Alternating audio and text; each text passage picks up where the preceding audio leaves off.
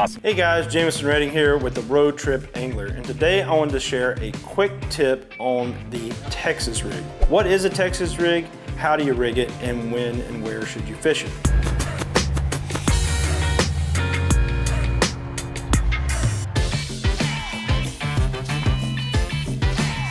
To start with, there's a few different options when it comes to rigging a Texas rig, and really the sky's the limit. It is a rig used to connect a soft plastic bait to a hook, and it's a presentation that is very, very common and can be used with an assortment of different soft plastic baits, everything from creature baits to worms and anything in between. Typically, you would need a worm hook or a wide gap hook, which I have here. This is a grip pin hook from Mustad. I like it because I typically am rigging Z-Man plastics, and the grip pin really holds that plastic in place. Some type of bullet weight or bullet shaped weight, and then of course your fishing line and your soft plastic. Today for the presentation, I'm going to be rigging it on the Billy Goats from Z-Man. You can use a variety of different soft plastics, creature baits, worms, things of that nature, because it is a slower presentation and a lot of times you're fishing it around vegetation and heavy cover. I typically wouldn't rig a white plastic in this situation because I would want a more natural presentation than white. However, for the purposes of what we're doing, I'll be doing it on the white Billy Goats. The first thing you want to do is make sure that your hook size is paired up with your bait size. When it comes to choosing the right size hook, you want to look at how thick the profile of your bait is and how long it is. If it's a slender worm style bait, you may want to go with a worm hook instead of a wide gap, or a little bit smaller wide gap. But you want to make sure you have enough hook to be able to get the fish hooked up, and that the plastic is not going to hide that hook from being able to hook up on the fish. Inserting the point of the hook about 1/4 of an inch into the bait, I'm then going to turn it and pull it out. So it's going to look something like this. I'm going to feed that all the way up onto the hook. It may be easier for you to go ahead and tie your hook onto your line before doing this step, because sometimes, depending on how far you insert it, the bait may go up and cover the hook eye. If you were going to do that, you would want to have the bullet weight already threaded onto your line, but I'll show you how all that works in a second. After I have that done, I'm going to take a look at the bait and see where the elbow here of the hook lines up with the bait, and that is where I'm going to want to put the point through the bait.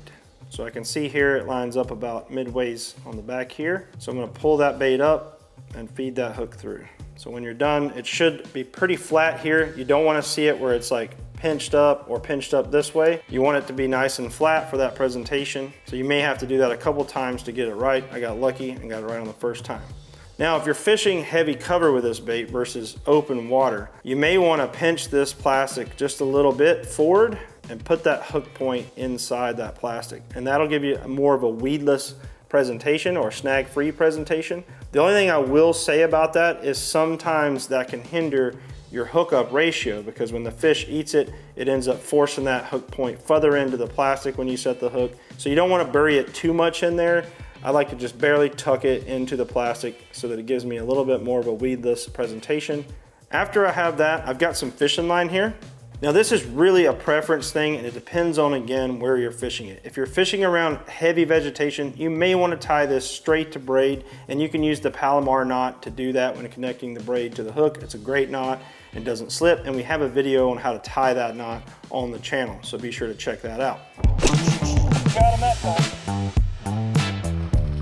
In this case, I just had some fluorocarbon leader laying here, and that can also work if you're in clearer water and you really want that kind of invisible and natural presentation where the fish may have more time to look and study your bait. It never hurts to have that clarity.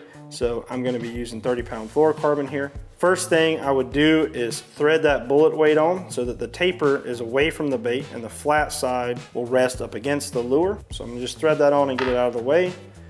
And then I'm going to connect my hook to my bait. Here I'm using the improved clinch knot. We also have a video on how to tie that on the channel as well. And I'm just going to trim that tag end off. Now that I'm finished, the bait will look something like this. And you can actually pin that weight using a bead, and there's different kinds of pins so that it can't slide up and down the line. You can also choose where you pin that bait or where you put a bead on it so that you get a little bit of movement but it doesn't go all the way up, or you can just simply leave it unpinned Depends on your presentation, how you like it, and you should really play around with different ways to rig it. Essentially, when this is in the water, you cast the bait, the weight will fall and the lure will tend to follow the weight. So it allows the bait or the lure, the plastic, to have a lot of movement and takes it kind of to the bottom and stands it up, similar to the way I'm holding it here, and gives you a lot of movement in presentation. The bullet-shaped weight will also pull through grass very easily and well, and that will help minimize the amount of times that you get snagged. This is a great way to do things like punching baits and lures through matted grass around lily pads. It can be great in grass and even when fished around rocks and other structure. And that's how you rig the Texas rig. When it comes to where and when to fish it, it is a slower presentation, so different times of year when the fish tend to be a little less aggressive, or they're holding to heavy cover, thick matted grass, or you have lily pads and things of that nature, you can use this as a great way to easily pitch things into those areas and give a unique presentation. You can also fish it offshore in open water on lakes and rivers and things of that nature, around rock piles, ledges, and that kind of thing. So there's a lot of different applications. You can even swim this bait, back, and that weight will help it get it down in the water column. So again, play around, but it is a very common way to rig, and it is a very common technique, especially when we're talking about bass fishing. I have also used this technique to redfish and things of that nature, so you may need to play around with the different size weights to be able to get your bait where you want to fish, but that is the basic technique of how to rig a Texas rig and where and when to use it. For more tips and tricks, be sure to subscribe to the Road Trip Angler, and be sure to drop your comments below and let us know what you think about this and different ways that you might be using the Texas rig.